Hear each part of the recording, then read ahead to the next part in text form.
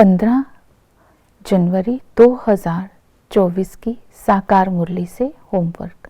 आज की मुरली से हम लक्ष्य लेंगे योग बल से पावन बन और औरों को पावन बनाकर विजय माला का दाना बनने का पुरुषार्थ करना है, अर्थात बाप समान बनना है। इसके लिए आज पावन बनने के लिए अटेंशन देंगे याद के ऊपर। बाबा ने कहा जितना तुम याद करेंगे उतना पावन बनते जाएंगे। याद का आधार है देही अभिमानी। हम याद में तभी रह सकते हैं अगर हम देही अभिमानी बनेंगे।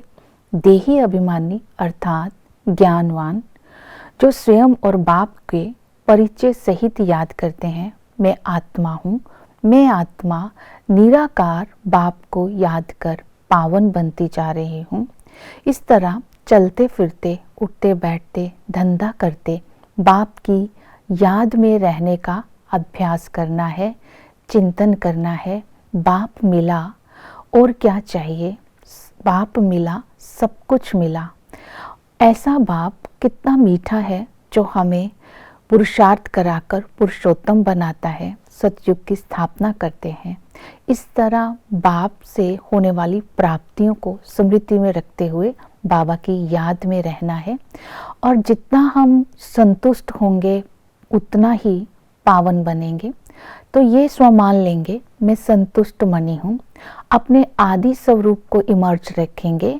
आदि स्वरूप को इमर्ज करते ही हम दैवी गुणों का चिंतन करेंगे तो भरपूरता का अनुभव करेंगे।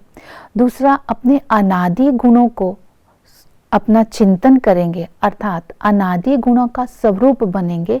इसको बोलेंगे साइलेंस का स्वरूप, साइलेंस की शक्ति। स्वयं को भरपूर गुण और शक्तियों से अनुभव करेंगे तो संतुष्टता का अनुभव करेंगे। जितना हम अंदर से साइलेंस होंगे, गुणों से संपन्न होंगे, उतना ही पवित्रता के वाइब्रेशंस फैलाकर वायुमंडल को भी पावन बनाएंगे। इसी तरह याद में रहने का आज अभ्यास करना है। पवित्रता के लिए बाबा ने अटेंशन दी। अपनी दृष्टि की पवित्रता के लिए, स्वयं की दृष्टि को पवित्र बनाने के लिए एक दो से बात करते समय आत्मा भाई से बात कर रहा हूँ, मैं आत्मा आत्मा से बात कर रही हूँ, ये अभ्यास करना होगा। तब हमारी दृष्टि की पवित्रता होगी।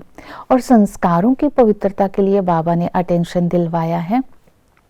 बाबा जो समझाते हैं और जो हम चाहते हैं और जो करते हैं, इन तीनों में ही समानता हो, तब हम बाप समान पवित्र बन सकते हैं।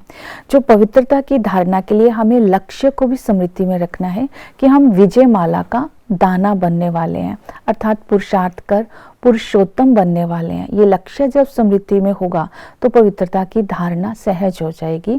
हमें दैवी गुण धारण करने हैं, ये स्मृति में रखना है कि दैवी गुण धारण करने वाली आत्मा के खान पान चाल चलन बहुत ही रॉयल और शुद्ध होता है। खान पान बहुत ही शुद्ध होना चाहिए।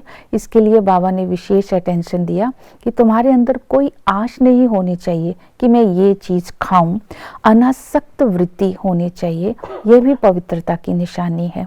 जितना ही हम याद में रहेंगे, पवित्रता की धारणा होगी, दैवी गुण होंगे, उतना ही हम सर्विसेबल होंगे। तो बाबा ने बोला सर्विसेबल गुणवान बन सकते हैं, लेकिन सर्विस तब कर सकते हैं जब ज्ञान योग की धारणा होगी, क्योंकि तलवार तीखी होनी चाहिए ज्ञान की, तभी हम सर्विस कर सकते हैं। आज विशेष अटेंशन दिलवाया, गणिकाओं और वैश्याओं की सर्विस करनी है। उनको समझाना है तुम्हारे कारण ही भारत का नाम गिरा है, तुम पवित्रता की प्रतिज्ञा करो, तुम बाप को पहचानो, बाप की महिमा करनी है, बाप की पहचान देनी है। तब उनके अंदर से निकलेगा बाप मिला सब कुछ मिला। तो इसी तरह जब शिव और शंकर का अंतर भी समझाना है और ये भी समझाना है व्यक्त ब्रह्मा और अव्यक्त ब्रह्मा का क्या अंतर है। ये व्यक्त ब्रह्मा ही फरिश्ता बनता है और भविष्य में राज्य अधिकारी बनता है। और ये भी बताना है शिव और शंकर में क्या अंतर है। याद करना है कि जब हम समझा रहे हैं तो योग युक्त हैं, तब ही उनको तीर लगेगा। ओम शांति।